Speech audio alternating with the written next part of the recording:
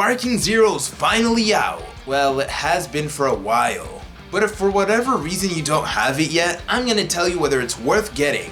The game has a lot going for it. This is the sequel to Budokai Tenkaichi 3. Although it's been over 17 years since that game, this game somehow feels as if the series never went anywhere. But that's not to say it plays exactly like the older games. This game is a lot more defensive, and if you aren't a fan of that, well, I've got news for you. Except that would have been the case before the most recent patch. The developers are really doing their best to make this a satisfying game for the majority rather than the minority. Apart from that though, the game is surprisingly lacking in content. Many of the modes feel like downgrades to the former versions. There are a few selection of stages, and the customizations really feel as if there are none. But on the contrary, this game has a great selection of music. The character roster is bigger than ever before and is still growing with DLC. And this has to be one of the best looking Dragon Ball games to date. Online may feel like one of the most jarring things to play because of people's playstyles, but doesn't every game with an online feel that way? If you're a Dragon Ball fan, this is a game you can't miss on.